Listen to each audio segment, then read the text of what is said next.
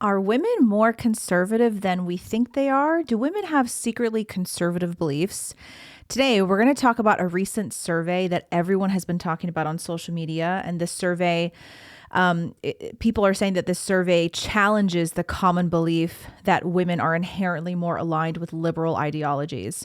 And we're going to talk about how another recent survey said that so many young women are turning liberal while at the same time their male counterparts are turning very, very conservative. So we're also going to talk about how women on the right are now coming forward to say that a reason for so many women turning liberal is because of the men on the right, particularly the red pill manosphere community and their rhetoric towards women. So is that true? Are the red pill men pushing women away from conservative values? And are they to blame for the uptick in young women who are turning liberal? We will discuss. So first, let's talk about this survey. It's been shared a lot on social media over the last couple of weeks. I forgot what organization held this survey, but I think it was the Luke Center. Oh, no, okay. On behalf of KA Consulting Group of the Claire Booth Luce Center for Conservative Women. That's where this recent national survey comes from. 80% of the women who participated in the study do not identify as conservative. So basically the vast majority of women who agreed to do this survey, they don't call themselves at all conservative. They don't identify with the right. But the findings suggest a significant departure from typical political stereotypes. So let's just go over some of the numbers. 79% of the surveyed women believe that being a stay-at-home mom is just as successful as a woman who is a full-time career woman. Okay. 74% of these women believe that school choice, irrespective of zip code, is a good thing to support.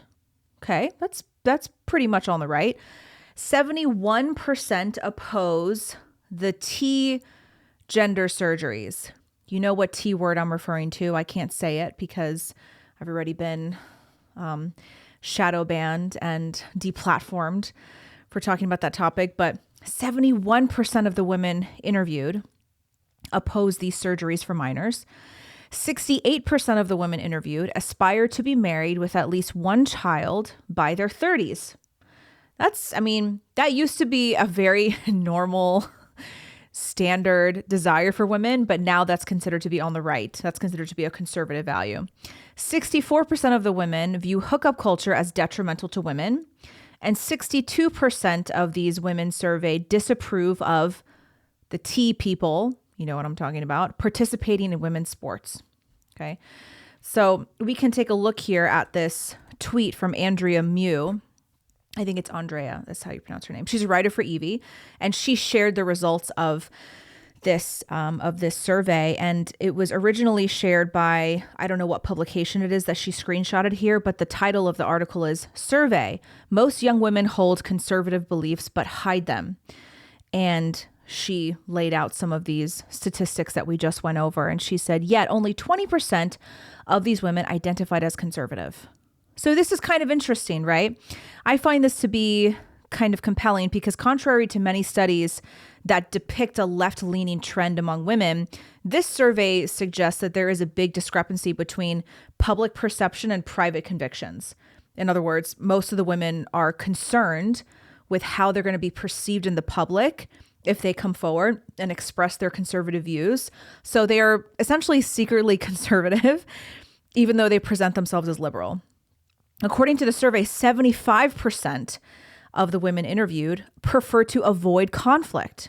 10% fear that they're going to lose certain personal relationships if they come forward and talk about their conservative beliefs. And half of the women conceal their political beliefs in order to avoid social repercussions, even things like canceling or being ostracized, etc. And I don't think we're really surprised by these numbers.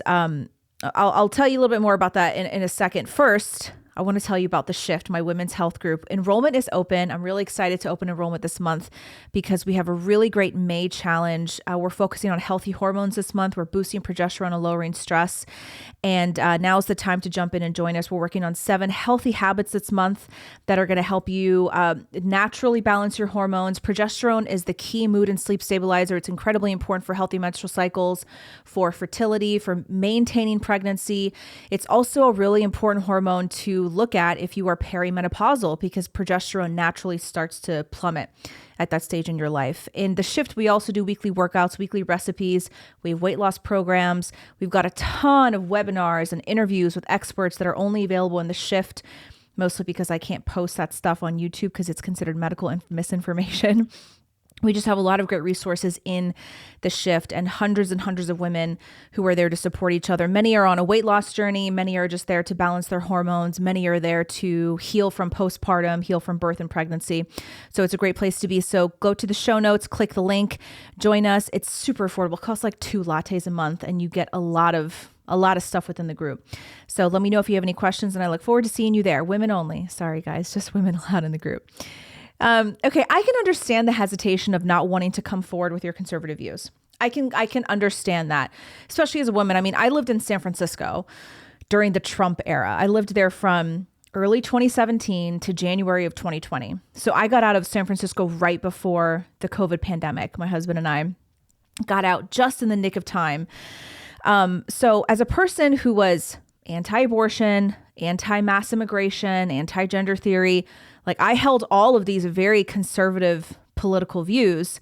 And even so, you know, I was able to make friends and live life normally in San Francisco, which is why when I see a lot of these videos of like liberal people complaining, they're like, I live in Florida and everyone here is really conservative and I can't make friends. I'm like, it's because there's something wrong with you. Like if you can't make friends with people around you, unless they align with you politically, there's something wrong with you. But aside from that, I was very conscious about my friend circle. I think I just naturally surrounded myself with people who were more open. I worked in the fitness industry full time. My husband was teaching martial arts and jiu-jitsu full time. And people who are in the fitness and martial arts world just tend to be a little bit more common sense. They tend to be a little bit more merit-based. They tend to be a little bit more right of center or center leaning. But even so, I bit my tongue a few times. There were certainly moments where I had to be strategic about the way that I talked about my values and beliefs. So, you know, I can understand how it's difficult for women, especially living in liberal cities, to feel like they can talk about their conservative views publicly.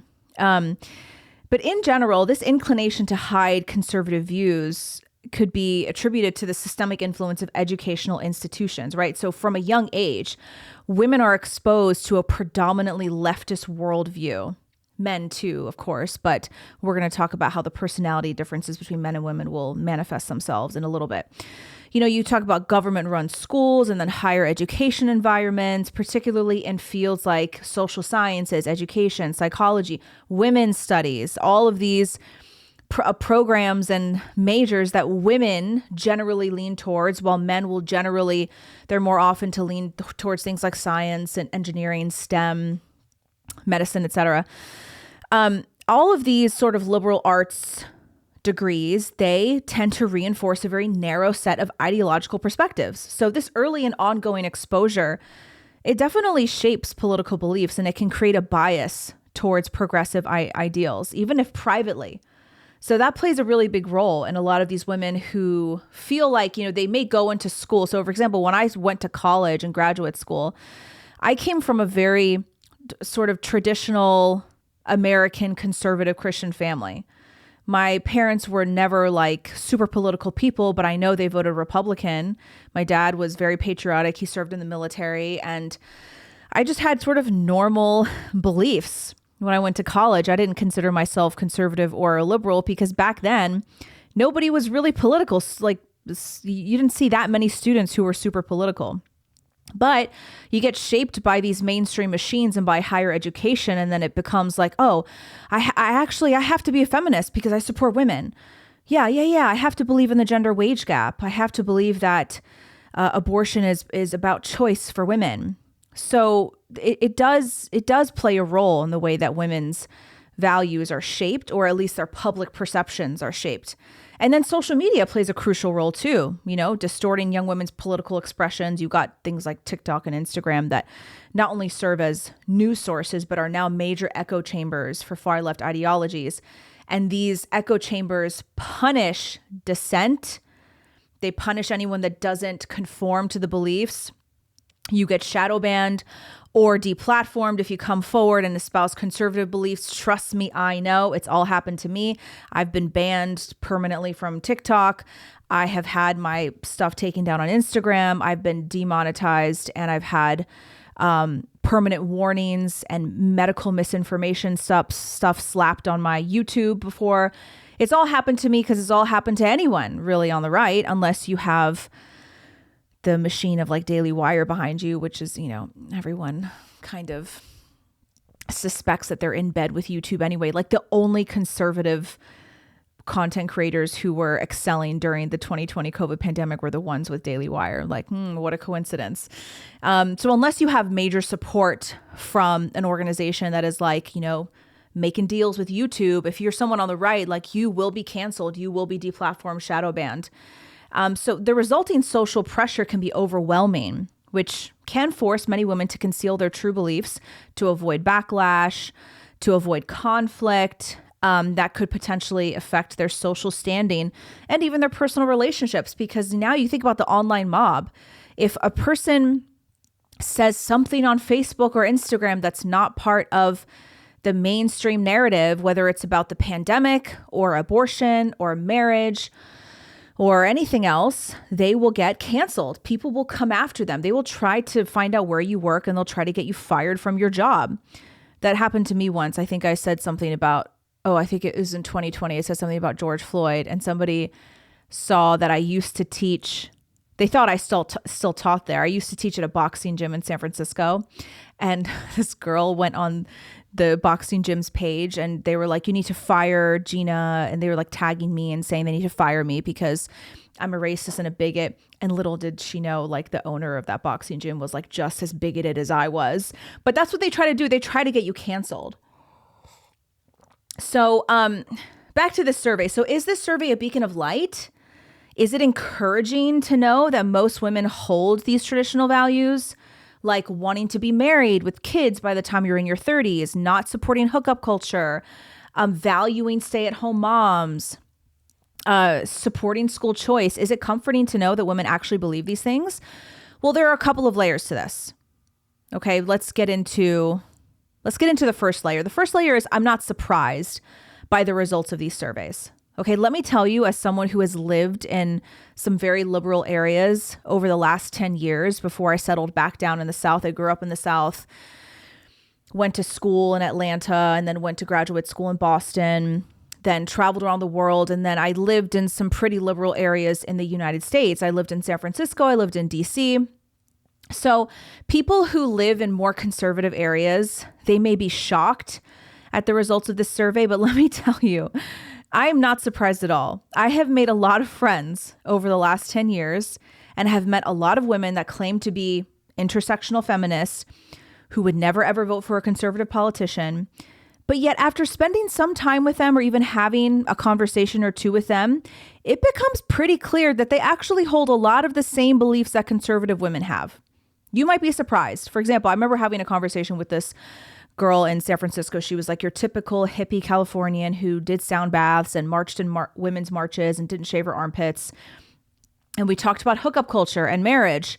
And she admitted that it's that women participating in hookup culture, it only benefits men and it's harmful for girls. I even got her to she admitted that it is immoral to abort your own child. She admitted that. Now, her whole thing was that she couldn't get past the choice part of it. She said that even if it's immoral, a woman should be able to do what she wants with her body. But we agreed on the foundation of abortion, which is that it's the intentional ending of an innocent human life, of an innocent child's life. So I got her to admit a ton of other things too that were pretty conservative. Like, again, trust me, you guys would be surprised. A lot of these women who are very outwardly feminist, they actually hold a lot more traditional beliefs than we think they do, which is kind of, and I can understand that might be upsetting because it's like, oh, well, then all of that liberal stuff is performative.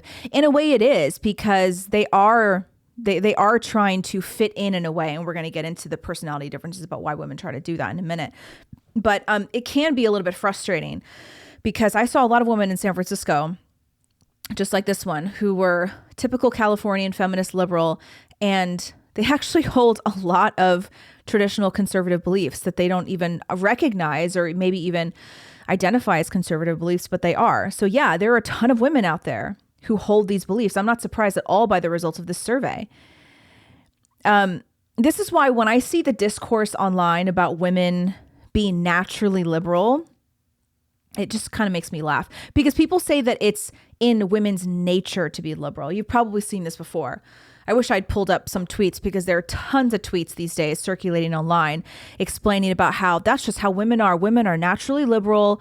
We're liberal rebels because Eve was the one who took the fruit, the forbidden fruit from the garden, and she messed up humanity. And it was all Eve's fault because she's just naturally liberal, which is just lazy theology that comes from Western Protestantism. But that's another story.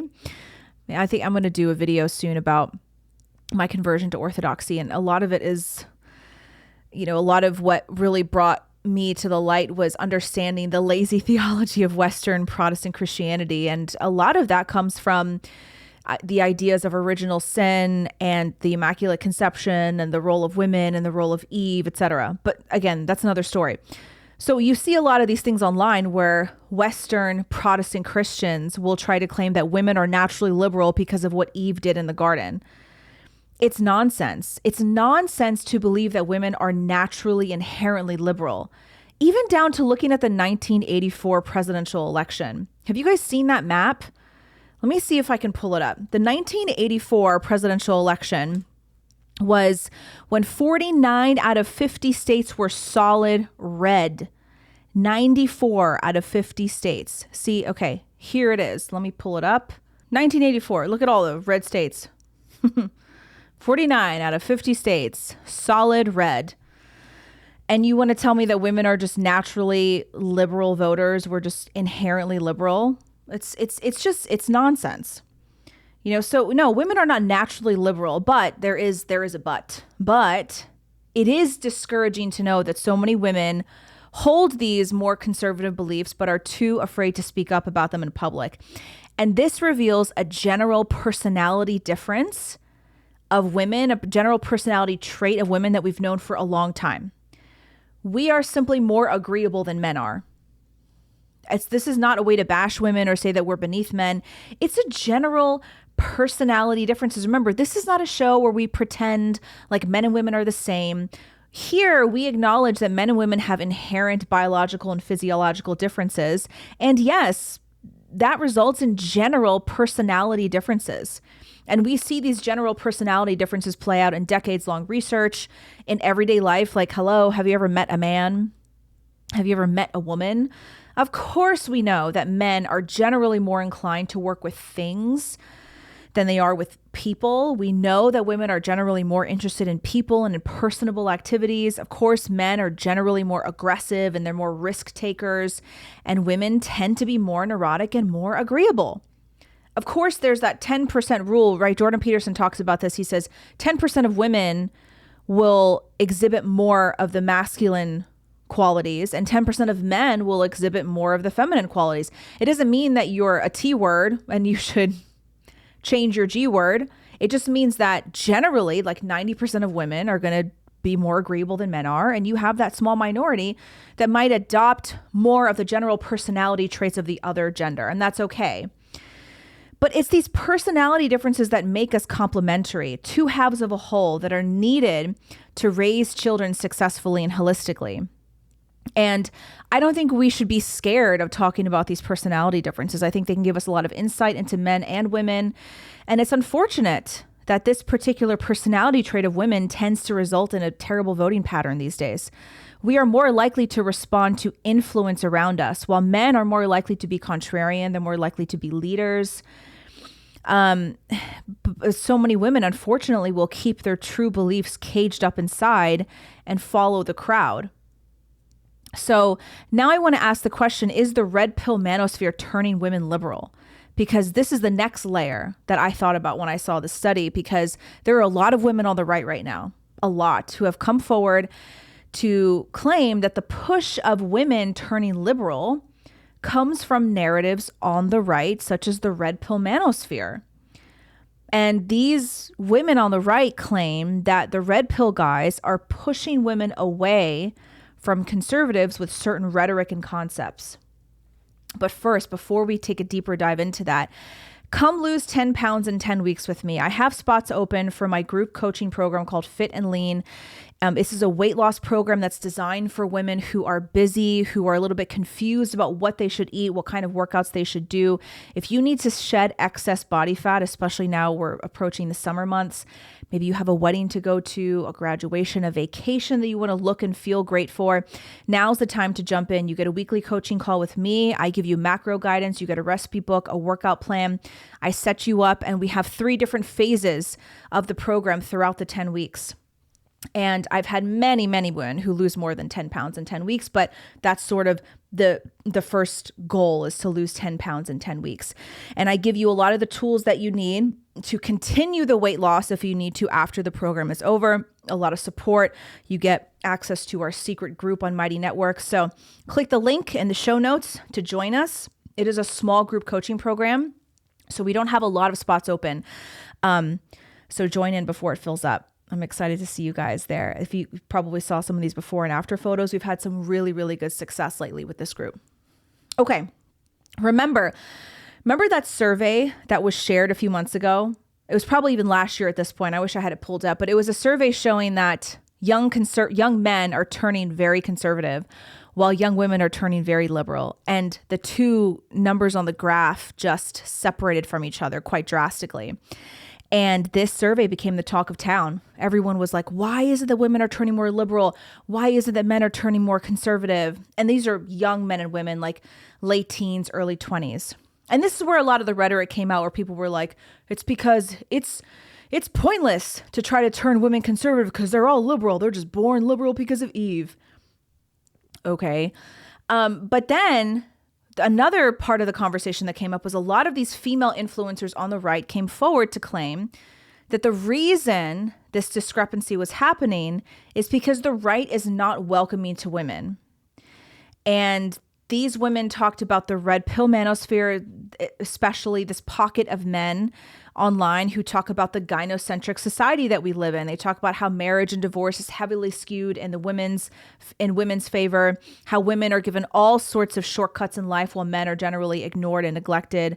And look, there are certainly a few things from the red pill community that make sense. But there are a lot of things that I disagree with, especially as an Orthodox Christian. I disagree with their view towards marriage, monogamy, cheating, etc.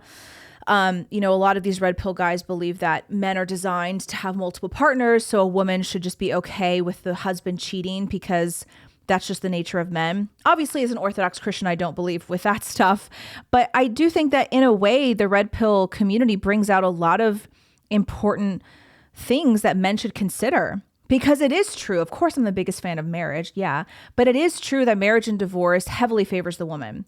So if divorce happens, the woman can take pretty much everything the man's got, and that's it. So there are a lot of these things in our gynocentric society that the red pill guys are just trying to bring to men's attention, and I think that's okay. Again, I don't agree with everything from the red pill community, but regardless of what the red pill community says or believes, I disagree with the women on the right who claim that the red pill rhetoric is pushing women away from conservatism.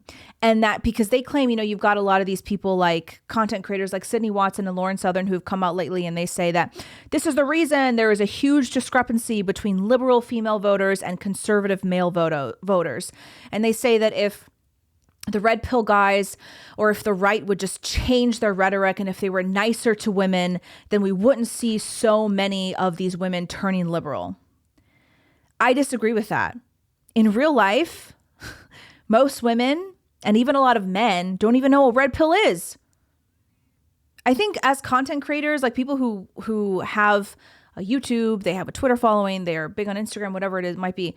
I think we often forget that we're chronically online and what we see online is not necessarily what is accurately represented in American society and everyday life. Because I have talked to a lot of people in everyday life, and I make it a point to ask them if we get on the topic of like marriage or family values or even religious values. I'm always curious. I'm like, do you know what the red pill manosphere is? And most of them say, huh, what's that? Even when I talk to like young women who are not necessarily conservative or liberal, but they probably vote liberal, I'm like, do you know what red pill is? They're like, oh, you think, is it like Andrew Tate? Yeah, I don't know. I'm not really into it. Most people who are voting, most everyday people who are just living their lives, middle-class Americans, they don't know what red pill is. And I think we forget that because we're chronically online, because we see a lot of the red pill stuff, because those are the online circles that we're in. And that's the algorithm. That's what the algorithm feeds to us on Twitter and YouTube. But I don't think that these huge droves of women voting liberal are because some red pill guys said mean things about girls online. I think it's silly to say that general voting patterns amongst women are being heavily swayed because some red pill guys said nasty things about women online. And honestly, I actually find this take to be a little bit insulting towards women. Like, we are so sensitive that we see a couple of men putting mean tweets online and we're like, well, that's it. If you're going to say that about women, I'm not voting conservative. I like to believe that women are not that fragile. I actually think that by saying that women are changing their voting patterns because a red pill guy said something mean to you online, doesn't that play into the red pill narrative that women are like inferior to men and we're like too sensitive to know what we're voting for and we just act purely out of emotion? Like, I don't think women are that fragile. I like to believe we're not that fragile. So like, you don't have hundreds of thousands of women, if not millions, who are voting liberal because some red pill guy said that women should make their husbands a sandwich. Like, I just don't think that's why we're seeing so many of these women who are voting liberal. It's not the red pill guys online who are pushing women to the left. It's the culture. The culture has been this way for decades, especially in including the education system, Hollywood, celebrities, influencers, social media, even major corporations. All of these mainstream machines they made an intentional pivot decades ago with the sole purpose of turning the culture liberal and Marxist. And it worked. It worked. It's still working. And just like we said earlier, women are more likely to respond to influence around them. And what is a bigger influence than the culture? So the culture around them strongly shapes their voting patterns and their public opinion. It does for men too, but remember, because men are more likely to rebel against the surrounding culture because they are less agreeable, especially if they realize that the values around them are hurting society as a whole and prevent us from becoming a thriving moral society, men are more likely to reject the common narrative. However, women are generally more inclined to align with what seems to be compassionate, with what seems to be empathetic, while men are more inclined to rage against the machine and see injustice and see immorality and be like, nope, I don't want a part of that. So this isn't about, again, it's not about bashing women and saying they're inferior to men because of these personality differences. Although I'm sure that there are plenty of red pill guys who disagree with me, and that's fine. But I see our personality differences as things that make us great caretakers, nurturers, mothers, wives. Without these roles, society would not survive, and neither would men. Again, I'm an Orthodox Christian, so I believe that God uniquely made man and woman to complement one another and be the foundation of family. So I don't see general personality differences as bad things. They just manifest themselves in different ways in the public arena. So women are not liberal because the red pill guys are mean to them online. Women are turning more and more liberal because the culture has been intentionally turning them liberal for decades. So yeah, I do think that women are turning liberal at a higher rate than men because of the influence around them. So what is the right supposed to do? That brings us to the last layer, and this is the question that I think we should be asking. The right is notoriously bad at culture. I've talked about this a lot on my show, especially in recent years. They don't get culture. They don't get art. They're not good at changing culture. The solution is to change the culture, or at least to provide a subculture of morality and tradition that supports marriage and family and children, and a subculture that women actually want to be a part of. The left understood decades ago that if they took over art, fashion, and culture, that they would take over women and that they would take over a massive voting base. But for some reason, the right sneers at art, fashion, and culture. They think that it's beneath them to look at what's happening in art and fashion and culture. They think it's frivolous. They think it's silly. And this is to their own detriment. I think the right should be investing more time and money into changing the culture. And part of that is investing in the female influencers who are living a more traditional life. Because trust me, there are plenty of these female influencers online.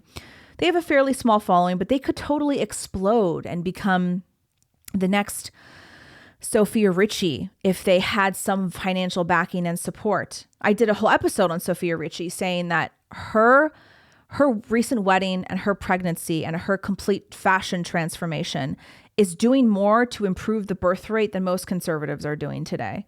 Because Sofia Richie does not pull out her soapbox, stand on top of it, and lecture women and say, you shouldn't dress like a slut. It's not what's going to get you a rich husband. You need to dress modestly. You need to cover up your boobs, cover up your butt. Stop dressing like you're going to the club because you're not a slut, okay? And you need to get married young and have kids because that's what women are meant to do. That's what we're designed to do. Sofia Richie has not said any of that. The girl is like 25 years old and she just had this beautiful wedding and is about to have a baby soon.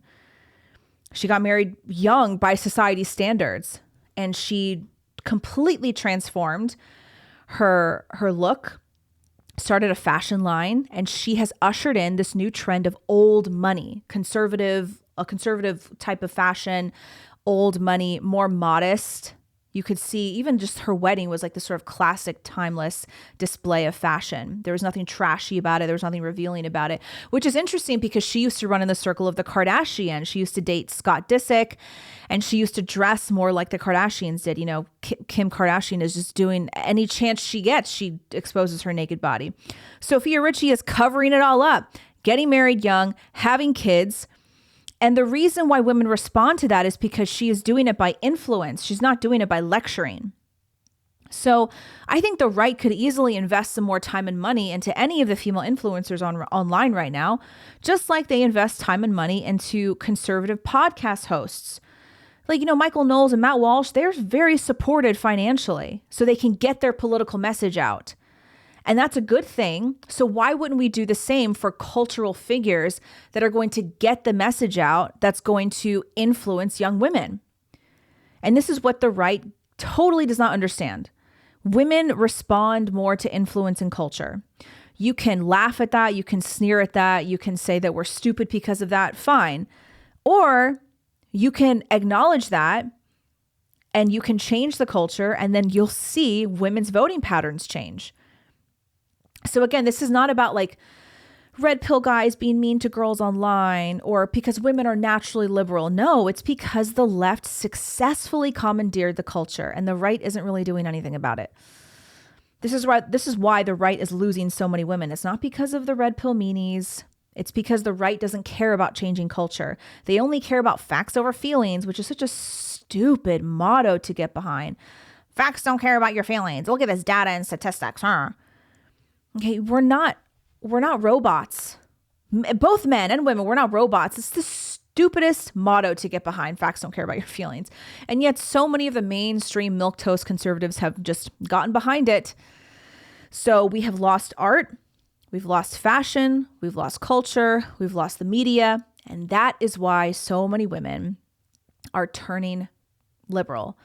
And you've got a lot of these young men who are turning conservative because they have the figures like Matt Walsh or any of the other male content creators who have these shows and have these platforms that are a little bit more geared towards men. So it makes sense that you have more of these young men turning conservative. So I think that the right needs to look a little bit more at what's happening culturally. And the right needs to admit that we should be encouraging a lot of these female influencers to have a bigger platform, to have a bigger influence. I mean, it's like even content creators like Ballerina Farm. People are obsessed with Ballerina Farm and Nara Smith because, again, just like Sofia Richie, they don't get on a soapbox and preach at you about how you should get married and have 9 kids and live on a farm and milk cows and dress modestly. No, they don't tell you to do any of that stuff. They just do it. They just live it, and they do it beautifully and fabulously, and they're likable and they're gorgeous. Who wouldn't want to look at Ballerina Farm? You know, she's never uttered the word trad ever. She never talks about the importance of being a trad wife, how to be a trad wife 101. No, she doesn't lecture anybody. She just does it. She comes from money, big deal, whatever. She comes from money, but she just lives this family-oriented life on a farm. I think she's got 8 kids now, milks the cows every day, makes sourdough and homemade meatball subs and homemade buttermilk. And she does it while she looks beautiful. So you have a lot of these influencers who are like smaller versions of Ballerina Farm that the right could put money into. Just like you put money into Brett Cooper being a podcast host, just like you put money into any of these guys on the right being a podcast host, I would say the right needs to put some time and money and energy into these influencers. That's what the left did. And that's why the left has taken over culture. So those are just my thoughts. I know not everyone is really aligned with me when it comes to this, but this is my interpretation of it. I think that as women, we do respond very well to influence. And like I've been pleasantly surprised over the last year about all of these young girls, Gen Z women on TikTok who are like totally changing the way that they dress because of Sofia Richie. You know, they're throwing out all of their slutty club clothes and they're doing the look of old money and they look beautiful now. And it's a way to respect your body. Yeah, they're not changing their outfits because they suddenly want to respect their bodies, but they are respecting their bodies by dressing differently. So are women secretly conservative more than we think they are? Yeah, they are. But it is unfortunate that they don't feel like they can speak up about it. That's why there needs to be more influence in our culture from women who aren't afraid to speak up about being conservative. And I think if the right push these figures forward more, we would see a lot more women who would vote conservative and who would come forward and not be afraid to be conservative. That's what I think. I'd be curious to hear what you guys think. So let me know in the comment section. Do you think that women are inherently liberal? Do you think that the red pill is pushing women over to the left? I don't, but I would love to hear your thoughts. Okay. I'm due any day now, guys. This baby is going to come soon. So when the baby comes, I'll be out for a little bit, but I'm trying to front load some videos here so that you have some things to watch for a few weeks while I'm gone, while I'm in my little newborn world. Thanks for tuning in, guys. Don't forget to like and subscribe to my channel. Please share the video if you liked it. Share it with friends. Even if you don't like it, you can share it with someone else and you guys can hate watch it together. And we'll see you next time. Bye.